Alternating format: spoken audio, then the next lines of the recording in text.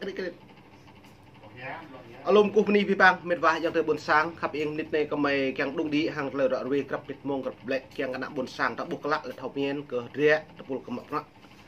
do nó tập buộc mặc rằng tôi có xem ép tùy lăng bình nục na bình dọn rô ta bạt lần là này phí rằng buộc cái này tiếp rằng phí nhiên cái lệ mà móng lau trúc này trúc thôn tua xa lên trong trúc thôn tua này nhưng bạ ria nách cứ nhiều càng cra cả buồn sang plei pla thì nhiều giờ nó mệt và nít này có mong đờm qua thì nhung cà phê ở đoạn vế hàng làm thương cả buồn sang ta càng tuổi buộc lạ nó lại hình này lại chỉnh lại chun lu pol hàng trả đi là lu cái rách hàng làm thương càng đã buồn sang ta buộc lạ thầu nhiên có lại tiếp ta cất ta càng ngạn lại tiếp ta hiếm bạ đam mình càng yêu càng buồn sang vừa cất ta tiếp bật lan cất tùy vừa có mày càng lại chun lệ giờ nó mong này có họ mạc mệt vãi dòng tới buồn sáng hàng play dega new thư được cả ta bát ní ta bảo play buồn vui lại tài này rim cho tạm nuôi được gặp bục rất lại sắp mới gọi về giờ nó ai nhô vật câu hạt y mệt vả có nạ môn tập năng tệ đe tập năng lại cho đi là có tôi xem bồ lu tệ lu nhăn lu liền nó như lệ này chút lú lọt thun lé hàng làm thư được cọt lại cái cọt lại phiền lắm luôn lơ plus plan plus tua thôn sa tu tua pan plus pa plus pan mạ mông nun trố phá lơ plus plan plus tua thôn tua bó tua plus sa rằng như giờ nó kết hợp cái lệ cọt lấy lần cha bơi có rằng ta cọt lại cái cọt lại phiền lắm luôn nó có càng rắc là doanh vật vả 73 năm ngày nhân quyền thế giới ngày 10 tháng 12 năm 1948 ngày 10 tháng 12 năm 2001 cách đây 73 năm nó như lệ này Đại hội đồng Liên Hợp Quốc đã thông qua tuyên ngôn quốc tế nhân quyền văn bản mà một trong các tiền đề quan trọng cho sự ra đời của nó là việc các quốc gia thuộc Liên Hợp Quốc khẳng định niềm tin của mình vào những quyền cơ bản của con người. Nó anh ta lại này vất cáu vất ý bị bang vất nục na cộng sản Việt Nam. Nhưng bạn lại quyền đảm bảo do kết rằng mạ cái trách mạ mong lào trô né chú lúc lào thôn lệ mạ mong chú lào thôn lệ lào trong rằng mạ trống mạ mong lờ lúc lần thôn tua xa này lại do kết nhiều một đồng quát lên nhiều cả bộ đủ là phèn cái cờ nắm nuôi lại nó ta lăng nắm nuôi là đã thay giáp bộ máu lấy hữu căn thấu của cả lời này chính là mạ phọ kẹo lấy phèn duột lấy phèn đây lại ấy bố mà chả con trầm qua rau mà bó cái nó bằng đồng nằm nó lại chính là rằng giáp Trung Quốc kháng Việt Nam đúng nhiều tùy một Trung Quốc Việt Nam rất nhiều một nhờ kén nhiều máu là sự lẻ như dầu vào kinh tế duyên đã buộc lại này như lệ này vào nhân phẩm và giá trị của một con người vào các quy định bằng giữ cuộc sống và hiện tại đã quyết định thúc đẩy sự tiến bộ xã hội của đất nước Việt Nam chứ bây lại thúc đẩy lại chứ bây lại có đi bịa lại dưới đó mệt vả nên ta buộc cái bí bằng còn lấy tiếp cái đục này như lợi dụng mẹ mong lao đi mẹ mong tổng thống George Bush trước tổng thống Obama trước tổng thống Donald Trump này là tổng thống Joe Biden nó nên bí bằng nó trùm cưa tổng thống như chỉ có lợi dụng người nước Mỹ đấy tôi hàng tổng thống Donald Trump một số tôi đã bố nhiều hẹp với bố mà nhiều hẹp như thâu cái đảng Cộng hòa như lấy hiếm bạn Việt Nam như lệ tướng như lệ người Mỹ không biết gì chỉ có lợi dụng thôi nhân quyền lợi dụng về cái chính phủ nước Mỹ nhưng nước Mỹ không bao giờ như lệ mù quáng cái chuyện đấy ấy bồi nhá rồi nó lại này nhiều bố hết riết hắn lấy kế cả lên trong thư bí bán tọ mong đấy này một niệm nắp lên trong cộng nào Việt Nam đang chờ một rạ này đang tươm nhớ mang rạ là bọc chú dần dò dân sách đen cọ nhớ chi viết tắt CPC nó như lệ kéo từ hiện ra mạ pro như lệ này tuyên ngôn quốc tế về nhân quyền và bản quyền còn con người ý nghĩa, nhấn vào cuộc sống Liên minh châu Âu Nam Á. Nó nói càng bố một từ đại nhiều tú thầm pít rằng bố một thầm hàng lại cái lại phiền là môn núi lên đông càng mò một pul đã trả bay ngã sát lên nó mò đang càng dù cái buổi á sam ra đây nhắm bạ nhiều tú mà nhiều một tú chỉnh nhiều đang dạp nhiều tạo mà đấy mong ní và nằm nhiều bây giờ liên minh cái trả miệu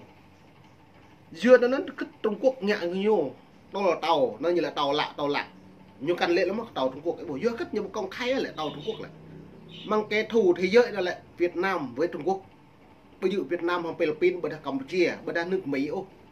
Nhất thâu chính xác là này, do cất như lại cứ như giờ ghi nhầm như là tàu lạc đôi đầm tàu thế nhiều, tàu cả người dân thế nhiều bây giờ. Do nó mệt vả, ta buộc cất lại là đập độ nhổ bào chế, chúng ta lệ tàu Trung Quốc lại như hội Trung Quốc bố sĩ lè thế nhiều. Trung Quốc đòi nợ thế nhiều. Nó buộc như phải lệ tàu lạ đấy chứ. Xăm nhiều lệ mang truyền thông bảo chị thế giới này là tàu lại xăm mà rạm như chi không nó lại nhiều việc quốc tế đi như lệ ở Trung Quốc nó là buồn sang đặt y bồ gặp lằng như giờ là tin Biển Đông gặp prai gặp nít gặp mông tấm nhỉ lại lằng nhá có anh tin Biển Đông này hiếm bạn lại nó rằng suy luận và lại thế cần được bảo giờ nó có này lại hình dọn giờ tin tổng hợp này có kèm lại chút biện mệt vả trong buồn sang mong anh Đắk Lắk cả Đảng Cộng sản Việt Nam nhiều chi hiện là chi sát mịch mạch cái dòng tới buồn sang đó này đội trả Thái Lan dòm thư có lại hình này lại giờ ta lại hình lại mong ít hai ban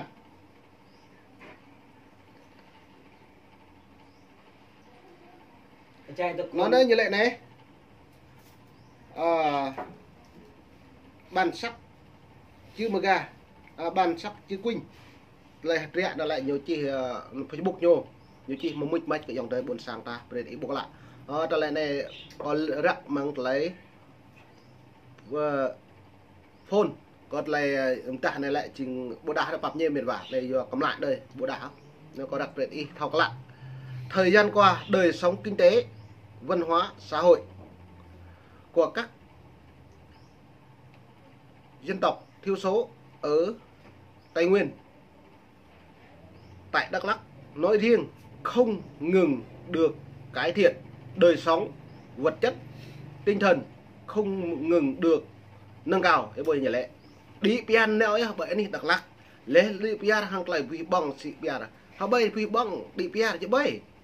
lần anh Đắk Lắk cả anh huyện Chư Mờ Ga sĩ pi của Trung Quốc này con nào sĩ pi này nó đi pian nhốt luôn hả bởi gặp lăng nó mày phải hẹp này nó nói có sách mạch của chứng được có lệ bố dữ ít tùy tua để được lặng và anh đi Đắk Lắk đi hắn này lùm ai ta mấy cái anh đi Đắk Lắk là mạ bạ Bình Dương Đồng Nai Xuân Phước đó là bị buộc lại đi pia đấy đi pia cái nặng buồn sang nó nhả luôn thì nhiều máu đi pia cái nặng buồn sang nó xị nhiều cộ lòn máu để đi pia kinh tế cái nặng lôi lá buộc ngõอย่างđấy để buộc lại lên nó như lệ này mặc dù đất nước ổn định bà con đồng bào dân tộc thiểu số đối tượng như lẽ xấu nhất là số phản động lưu vong không từ bỏ âm mưu lôi kéo kích động lừa bịp chống phá nhằm phục vụ lợi ích cá nhân của chúng nó lại bộ đo là nhiều thứ rất là trong phạt cả nhiều nó nên là bộ công an là lại nhiều chi trong phá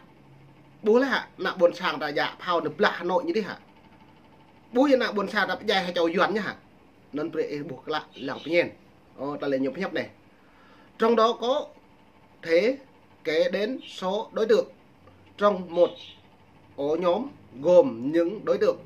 rất quen ở Đắk Lắk. Bản thân các đối tượng đều có quá trình vi phạm pháp luật tại địa phương như Y Quỳnh, Y Per, E Ban, E Thanh. Số này khi ở trong nước không dám hoạt động nên đã bỏ qua bố quê hương tổ chức cái buổi như này. Ý lệ lúc hả pi bằng nạ buồn sang mày lục tí mà hả mày tuồng hay cái gì mà hả mày mắm lục ô thao mà cuộc lại tiếp cái nào buồn sáng đó ai càng nhẹ mà ai vật lệ mrok mà ai để lùm pan mà ai tối mrok hả ai nào em bịa nhau cái thảo chỉ rock nữa vậy nó mệt vậy trong đó buồn sáng ai lệ mày lệ càng tụ một plei mày đọ trành mày bây giờ lục ô mày làm rạ mất lá từ lập một mày làm mày buộc lên này bây giờ lục từ con sàn đã yếu bác sĩ Thanh tôi lại thành những bạn lại nhua nó bác sĩ đồ lại đấy bụng hả lũ dòng trời mày đang nghẹn này mày từng học loại vừa hàng lại cái cáo mệt vả bây giờ mình xoa lần Hà Nội nhá mày cần nó mạng lần trong cuộc lấy ý lệ mình như lệ có mày lại trong phá như lệ có mày vừa plau vừa nào bạn đang có khiên ngạ cái lệ vấn đề ngạ mới thóc ngạ bằng gì ngạ cái gì mày ạ nó nên mệt vả còn lại chôn tâm luôn có bập nhẹ hàng lại đoạn về lão pi mông này mầm nịt mông mày đung đi hàng đoạn về lú lô trứng hàng lại hình bồi dọn này như nào cuộc tệ lư nhờ nào nặng buồn sang có kèng tới nhủ lời như chi là bọc này lại lời như chi rõ nhủ như chi có bình để nó cứ lằng bảo cái nhủ mà lằng bảo chị tới nhủ bảo chị tới nhủ tụ loa được cứ tụ blo được cứ mệt vả nó mông này lão chưa có ni các bạn đi bập lại